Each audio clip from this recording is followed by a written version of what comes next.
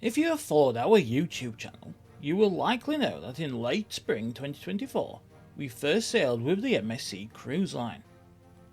On board their Virtuoso cruise ship, and overall had a decent time. That's not to say it was perfect, however, as no cruise is, and some aspects of the journey that were an issue on a 3-night getaway would become a problem on a longer one.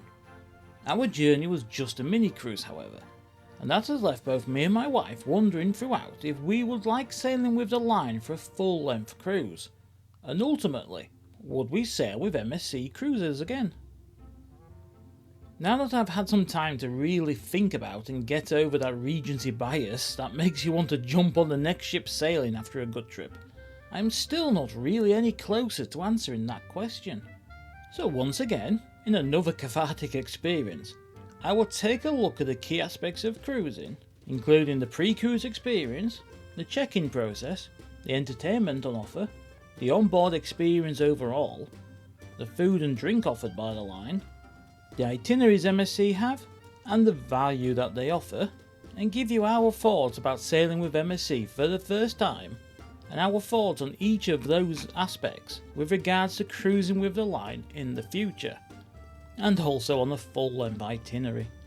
So if that sounds of interest to you, don't forget to like and subscribe, and why not leave a comment below with your thoughts on MSC. My name is Darren, and this is our look at trying to answer the question of, would we sail with MSC Cruises again? We had no major issues in the build up to the cruise we took with the line, and nothing stood out during the months before booking the cruise and boarding the ship has been a major issue. One thing we didn't like was the lack of pre-bookable aspects of the cruise, as we do like to plan ahead. It was made worse by you having to book into the theatre and restaurants as soon as you board the ship, but that could easily be avoided by allowing people to book in advance via the website or the app. Standing at a desk with a big queue behind you and having to decide on which nights you want to go watch something felt unnecessarily rushed and pressured on a 3-night cruise, but for a 14-nighter it could really put a dampener on things. So whilst there are some concerns, the pre-cruise experience would not put us off from sailing with them again. We will just need to plan in advance for what our night on board will likely entail, instead of going with the flow, like you'd sometimes want to do. The actual on-the-day check-in process is as much down to the cruise port you set sail from as it is the line itself, so we won't focus on the check-in staff and on-the-day check-in process for this point. To be fair to the staff at the port of Southampton, the check-in process was straightforward and super quick, so no issues there. From the line's point of view, they were just as good, to be honest, as you could complete much of the process well in advance via the app or the website, including adding a photo for your onboard ID, completing your passport details, and setting up your onboard account. To be honest, that's all you need from the line, so in terms of the check-in process, we would have no issues with sailing with the line again. The entertainment offered on a cruise ship is a big part of the experience for me and my wife, and based on our own experience, it is something we do have a concern over. The fact that on board the Virtuoso at least, you had to pre-book into the theatre, and that both shows on offer were very similar, is a concern of ours in terms of cruising for a longer journey. There was live music in the atrium, but it is such a busy area and it's almost impossible to simply sit and relax and enjoy it, whilst the same can be said for other entertainment spaces on board the ship we sailed on.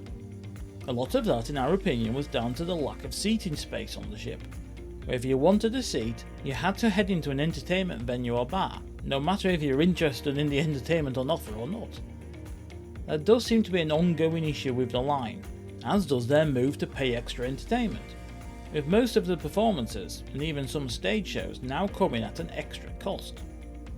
That would soon add up on a longer trip, so the entertainment is a concern for us going forward, despite being of a relatively high standard. On our journey, the onboard experience was overall a good one, but some concerns were already starting to show. On our ship, there was hardly anywhere to spend time without needing to spend money in some shape or form, and the free activities and entertainment on offer was exhausted over the 3 nights we were on board. Despite the mammoth size of the Virtuoso, it did feel more like a small ship sailing, where you got into the same routine. Over a longer journey, we would likely have to start spending more money to keep us entertained, and whilst that is great for the line and fits in with their business plan of course, other lines offer much more. The busyness of the ship did leave everything feeling crowded, and that is a big issue with the line as a whole, as their space to passenger ratio is often very poor. That would make us think again before sailing with them, and would certainly be an aspect in maybe us looking at other lines when offering a similar itinerary for a similar cost. So on this point, we have to say the onboard experience, whilst decent, is something that may stop us cruising with them again. Before we sailed with them, one of the things we had been warned by people we know who had already sailed with them, and by the reviews we read online, was that the food wasn't great on MSC Cruises. So before boarding, we had little expectation for the food we would receive. But in a perfect example of you really need to try something for yourself rather than going by the views of others, we had no issues at all. Yes, the food is much more Mediterranean based than US lines for example, but if you're on a Swiss owned Italian based cruise line, that's what you expect. We love to try different foods on holiday, and while some of the British and American food on offer had interesting twist on them shall we say, the Italian, Spanish and other foods from around the world were as good or better than other lines we had sailed with. The freshly baked bread, the mozzarella, which is made on board, desserts and breakfast dishes were all excellent, so we had no issues with the line for this category and would look forward to what they could offer on a longer cruise. MSC do mostly operate in the Mediterranean, both east and west, and in Northern Europe, but they have a growing focus on the Caribbean, which are of course all amongst the busiest cruise regions in the world with lots of competition. In many ways that works against the line for us, as there is a big chance that another line will offer a better value cruise, or offer a better itinerary, or maybe just one of our more preferred lines will offer a similar getaway. They do have a focus on the Middle East, which is somewhere many other lines overlook, but for us there is little special about the routes that they offer. For us and the style of cruises we enjoy, the line has little to grab our attention as a standout over other lines. So for this category, we have to say that their lack of imagination in itineraries does work against them for us when it comes to booking with MSC again. There can be no denying that one of the things that attracts many, including us, are their low cost holidays. It was a great offer for the journey that we took with them, and that made us take the plunge and to try the line, despite having mixed feelings about them and despite having heard some horror stories. They do have some great ships, and the Virtuoso was one we wanted to try, especially as one of the biggest ships ever to sail out of the UK. But it was the fact that we got an incredibly great offer that made the decision to sail with them a relatively easy one for us. The value of a holiday isn't just about the cost of course, but in terms of what you get for the money you spend, we have no issues with MSC.